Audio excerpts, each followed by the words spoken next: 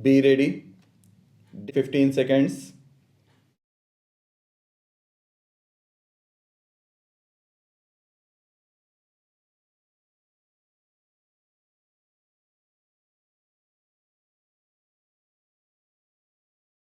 I am glad that I have been asked to lead our discussions on energy issues. As a developing country, it is a question of vital concern to us in India, both for our rural population and our industries. Each country has its own energy perspective and must develop those sources of energy where it can derive the best results, not just in terms of immediate profit, but in the long term interest of its people. Conditions of every country, availability of basic sources of energy and capability will determine its choice of the technology of energy. When coal and oil begin to be used as motive power for industry and transport, there was a great transformation which brought forth both prosperity and poverty on a scale hitherto unknown to man. Coal and later oil fueled the age of machine. Oil began to replace coal because of its cheapness and superior utility. Its cheap price and assured supply lulled the industrial world into a sense of complacency, with the result that despite the known limited period of exhaustion, no efforts were made to study alternatives. The world suddenly awakened with a shock to find that these treasures are finite and they could be very expensive. In fact, it is quite safe to presume that even the current prices would hold good for more than a short period. Consequently, we have all to become conservatives or conservationists, if you like, and the wasting spree has to come to an end.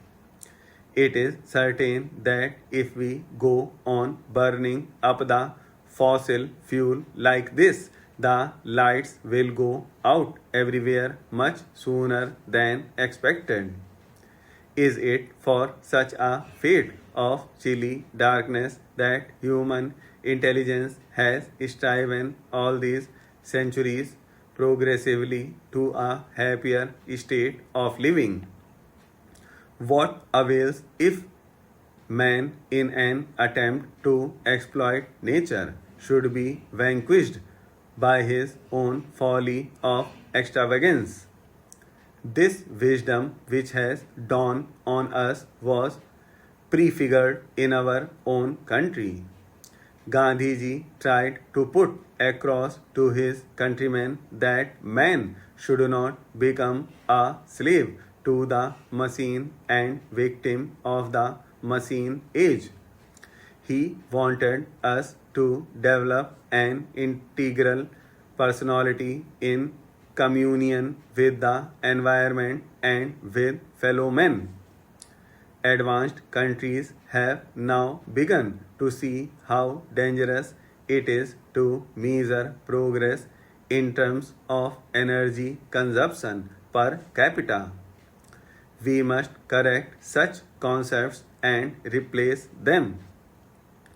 We cannot, of course, reverse the clock of development in modern age. Pollution is one of the worst of them, and the sources of energy has to be so chosen that the evils of pollution and degradation of environment are reduced to the minimum.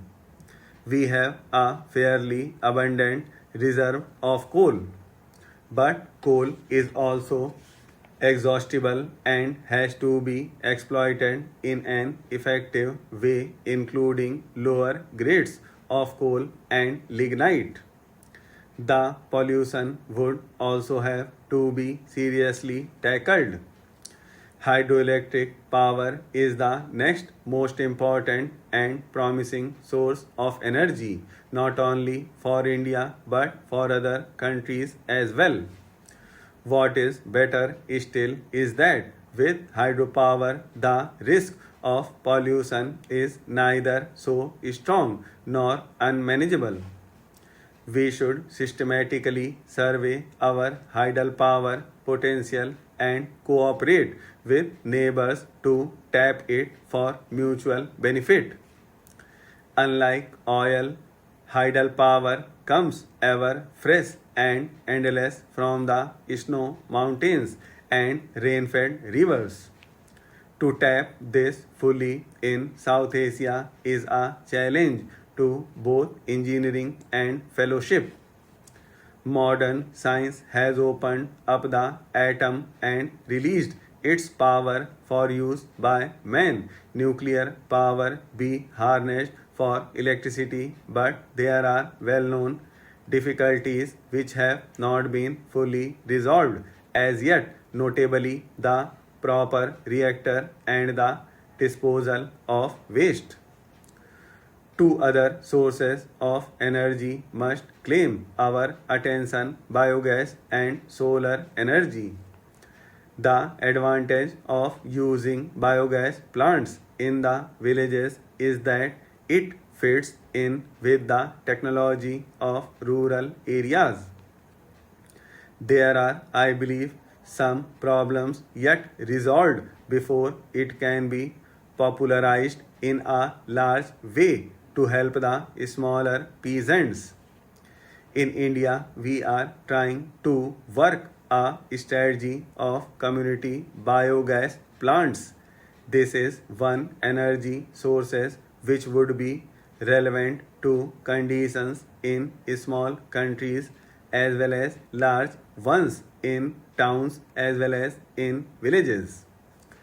Large concentration of cattle population in villages and dairies particularly lend themselves to exploitation of this source of domestic use and small power requirements. It also provides a good opportunity for regional technical cooperation amongst countries.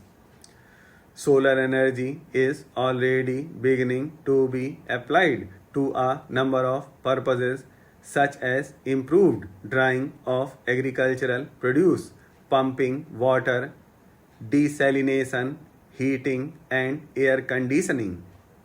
Many countries are carrying on research into the application of solar energy.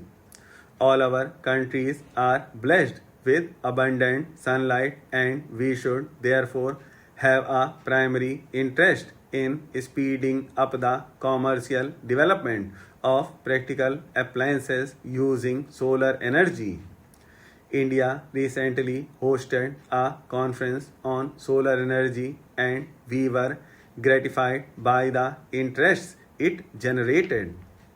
Here also immediate prospects are good. Mr. Vice Chairman, Sir, I rise to support the 6th schedule to the Constitution Bill 1998, which is brought on the floor of this House. Sir, it is a welcome measure in the right direction. This bill seeks to devolve more powers to the district councils. Sir, in the district councils, the members are the tribals. Sir, the founding fathers of the Constitution of India, through their wisdom and political foresight, recognized the very delicate sentiments, culture, and traditions of the tribals.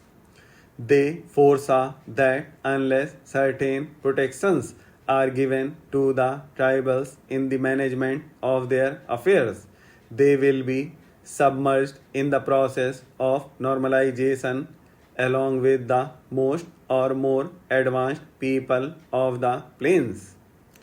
This aspect was recognized not only by the founding fathers of the constitution, but by the alien rulers as well. According to 1937 Act, certain areas of Assam in the northeastern region were kept excluded to be looked after by the governor.